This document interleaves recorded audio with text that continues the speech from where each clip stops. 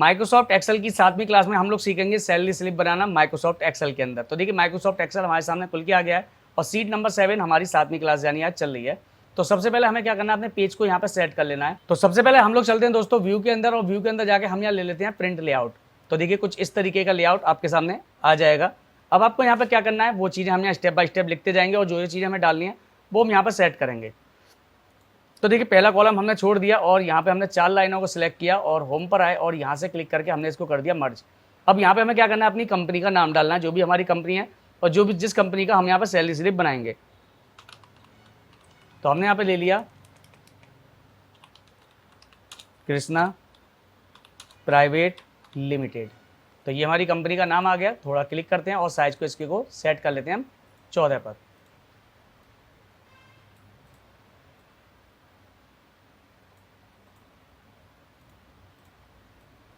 हम यहाँ पे केवल 4 ही सेलों को सिलेक्ट करेंगे। तो हमने 4 सेलों को सिलेक्ट कर लिया। थोड़ा थोड़ा इनकी हाइट को यहाँ पे हम इंक्रीज कर लेते हैं। बाकी के पेपर को हम बाद में सेट करेंगे, फिलहाल में हम 4 कॉलम पे ही काम कर रहे हैं। तो ये हमारी कंपनी का नाम आ गया। हमने इसके साइज को बढ़ा लिया, यहाँ से हमने इसको बोल्ड कर दिया। अगर कोई सी फॉन्ट स्टाइल आपको अच्छी लगती है तो वो आप फॉन्ट स्टाइल यहाँ पे अपने हेडिंग के अंदर डाल सकते हैं, जिस तरीके से भी आपको अपनी हेडलाइन लेनी है। तो हमें यहाँ पे कोई भी एक हेडलाइन सेलेक्ट कर लेता हूँ। तो मैं यहाँ पे नॉर्मली ले लेता हूँ अपने पास कॉपर फॉन्ट को। तो हमारे पास हमारी कंपनी का नाम आ गया। अब हमारी कंपनी कहाँ पर है, तो हमने इसको सिलेक्ट कर लिया फिर से नीचे वाली लाइन को और यहाँ पे हमने अपनी कंपनी का एड्रेस दे दिया कि भाई शक्ति नगर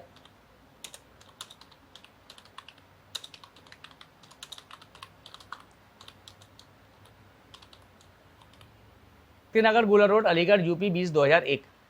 इसके बाद हमें यहाँ पर अगर क्या चीज़ हम लोग बना रहे हैं तो वो चीज़ हम यहाँ डाल देंगे। तो हम यहाँ कहा कि भाई हम यहाँ पर जो बना रहे हैं वो अपनी मंथली सैलरी स्लिप बना रहे हैं। तो हमने इसको भी सिलेक्ट कर लिया और हमने यहाँ पे दे दिया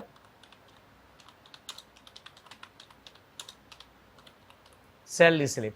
तो हमने इसके साइज को भी यहाँ पे क्लिक किया और साइज थोड़ा इंक्रीज कर लिया और इसको बोल्ड कर दिया।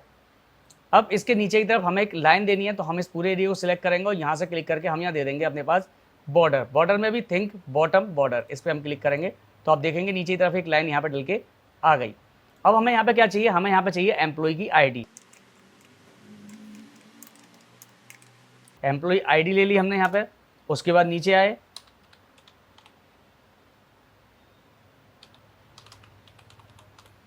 डेजिग्नेशन यानी उसकी क्या पोस्ट है। उसके बाद यहाँ पे हमने ले लिया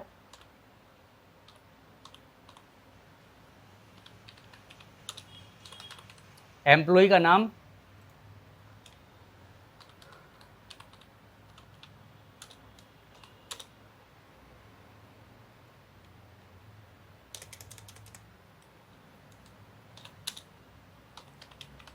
मंथ एंड ईयर। अब हमें यहाँ पे क्या करना है, इन सभी को यहाँ पे हम सिलेक्ट कर लेते हैं और इनको हम कर देते हैं यहाँ पे बोल्ड। और इन सभी के साइज को भी हम यहाँ पे 14 के साइज में कन्वर्ट कर देते हैं। और थोड़ा जहाँ अगर मैटर हमारा अंदर जा रहा है तो हम यहाँ थोड़े थोड़े बॉक्स को यहाँ पे बढ़ा लेंगे। अब एम्प्लॉय की आईडी क्या है, तो हमने कोई भी एक आईडी बना ली यहाँ पे एम्प्लॉय 001। ठीक है। अब इसकी डेजिग्नेशन क्या है कि हमने कहा कि भाई ये ऑफिस मैनेजर है हमारी कंपनी के अंदर। नाम क्या है इसका कि हमने कहा कि भाई राजू गुप्ता नाम है। उसके बाद कौन सी साल का है, तो हमने कहा कि भाई ये नवा महीना है और 2024 चल रही है और एंटर। तो हमारे पास यहाँ पे सितंबर 2024 आ गई। अब यहाँ पे अगर फॉन्ट हमारा थोड़ा बड़ा जा रहा है पेज से तो थोड़ा सा हम इसके साइज को कम कर लेते हैं, हम 13 पकड़ लेते हैं। अब हम नीचे वाली लाइन पे आए और यहाँ पर भी हम अब 2 लाइनों को यहाँ पे सिलेक्ट करेंगे, यानी कि हम यहाँ पे बी और सी सेल को सिलेक्ट करेंगे और मर्ज कर देंगे। ऐसे ही सी और डी को सिलेक्ट करेंगे, यहाँ पे मर्ज कर देंगे। नीचे की तरफ आए, अब यहाँ पे हमें क्या लिखना है, हमें यहाँ लिखनी है अपनी इनकम कि हमारी भाई कितनी इनकम हुई है। और यहाँ पे हम लिखेंगे डिडक्शन, यानी हमारा किन किन में चीज़ों में खर्चा हुआ है। तो हमें जो कंपनी की तरफ से पैसा मिलता है वो किस किस की चीज़ का मिलेगा। सबसे पहले तो हमारी सैलरी आएगी कि हमें भाई कितनी सैलरी मिल रही है। उसके बाद आएगा डीए डार्कनेट एलोकेशन, किस फॉर्म की क्या फॉर्म है वो मैं आपको अभी आगे बता दूंगा। उसके बाद आएगा टीए, फिर यहाँ आएगा एचआरए और फिर यहाँ पे आएगा ग्रॉस सैलरी। अब हम यहाँ आगे डिडक्शन पर अब डिडक्शन में यानी किस किस चीज़ में हमारा पैसा खर्च होता है, यानी किस किस चीज़ का पैसा ये हमारे पास से काट लेते हैं। तो हमने कहा कि भाई हमारे पास से पीएफ कटता है, हमारा ईएसआई कटती है हमारे पास, एडवांस अगर हमने लिया है तो वो कटेगा, टैक्स अगर कंपनी किसी तरीके का हमसे टैक्स वसूल रही है, यानी होता है बहुत सारी चीज़ों के होते हैं, सर्विस का, क्लीनिंग का, पार्टी वार्टी का, तो इस तरीके का कोई टैक्स हमारी कंपनी लेती है तो उसका यहाँ पे कटेगा। उसके बाद नीचे आ जाएगा टोटल डिडक्शन,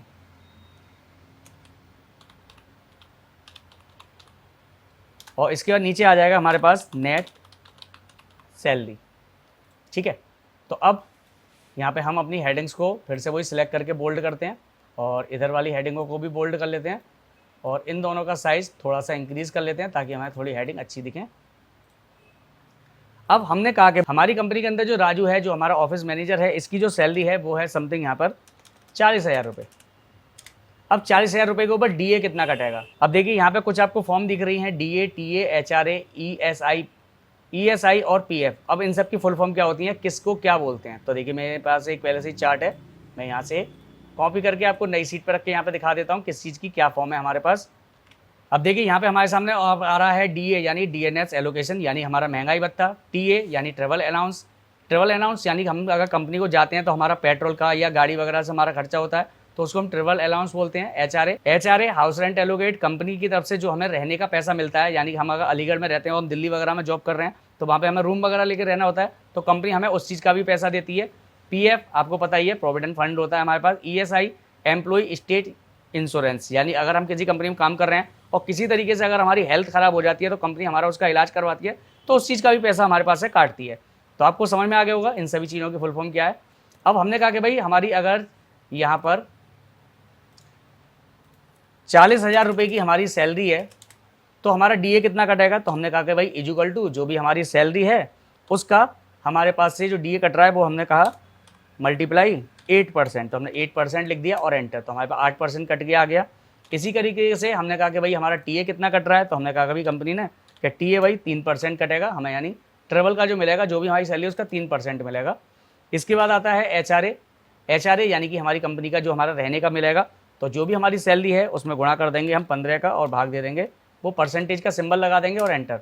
तो कंपनी हमें 6,000 रुपये रहने का दे रही है, तो टोटल जो हमारी सैलरी बन रही है उसके लिए हम क्या करेंगे, इक्वल टू सम लगाएंगे और ब्रैकेट लगाएंगे और हम इन सभी को यहाँ पे सिलेक्ट कर देंगे और ब्रैकेट यहाँ पे बंद करके एंटर कर देंगे, तो हमारी टोटल सैलरी यहाँ पे निकल के आ जाएगी। अब यहाँ बात आती है पीएफ की, यानी हमारी कंपनी हमसे पीएफ कितना ले रही है, तो इक्वल टू लगा के जो भी हमारी सैलरी आ रही है उसमें हम मल्टीप्लाई करते हैं कि भाई हमारी जो कंपनी है वो हमारा पीएफ जो काट रही है वो 8% काट रही है, तो हमने 8% दे दिया तो हमारे 3200 रुपये हमारे महीने का पीएफ कट जाता है।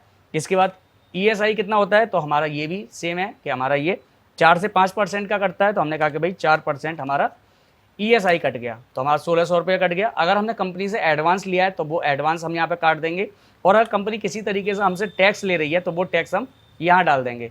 इसके बाद नीचे आएगा हमारे पास टोटल डिडक्शन, यानी कि हमारा जो पैसा बच रहा है, यानी जितना हमने लिया है कंपनी जो हमसे पैसा काटेगी हमारी सैलरी में कितना काटेगी, तो हमने कहा इक्वल टू सम ब्रैकेट और इन सभी को यहाँ पे हम प्लस कर देंगे, ब्रैकेट बंद करेंगे और एंटर, यानी 4800 रुपये हमारी इस महीने की सैलरी में से कट जाएगा। तो हमें यहाँ पर नेट सैलरी निकालनी है तो हम इक्वल टू लगाएंगे और जो भी हमारी ग्रॉस सैलरी आ रही है उसमें से माइनस कर देंगे जो भी हमारा टोटल डिडक्शन है, यानी 4800 रुपये और एंटर।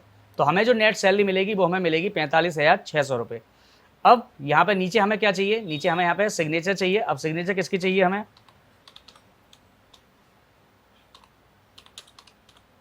हमें चाहिए सिग्नेचर ऑफ एम्प्लॉय, तो हम यहाँ पर शिफ्ट दबा कर डैश लगा देंगे तो कुछ इस तरीके से हमारे सामने साइन करने के लिए आ जाएगा। इसके बाद यहाँ पर हमारे पास आएगा सिग्नेचर ऑफ ऑथराइज, यहाँ पे भी हम शिफ्ट दबा के डैश लगा देंगे ताकि जो भी हमारा ऑथराइज होगा वो यहाँ पे अपनी साइन कर दे। अब हमें यहाँ पे क्या करना है, इसके ऊपर बॉर्डर डालना है, तो बॉर्डर डालने के लिए हमें क्या करना है, यहाँ से हमें थोड़ा सा इसको हल्का अंदर कर लेंगे और ये सभी जो हमारी सीटें हैं ये देखिए यहाँ पे ये सब सीध में आ रहे हैं लेकिन ये सितंबर कोने में जा रहा है, तो हम इन सभी को लेफ्ट में शिफ्ट कर लेंगे। इसके बाद जो भी फ्री स्पेस है थोड़ा थोड़ा यहाँ से हम इसको सेट कर लेते हैं।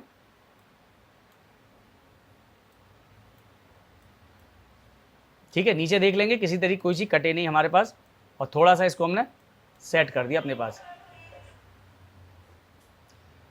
अब हम यहाँ शुरू से लेके एंड तक इस पूरे के पूरे एरिया को सिलेक्ट करेंगे और यहाँ पे हम दे देंगे अपने पास बॉर्डर। तो बॉर्डर यहाँ पे हम फॉन्ट पे आएंगे, यहाँ से क्लिक करके हम बॉर्डर डालेंगे और बॉर्डर यहाँ पे हम जो डालेंगे वो हम डालेंगे यहाँ पे थिंक बॉक्स बॉर्डर। इसके चारों तरफ एक बॉर्डर आ जाएगा।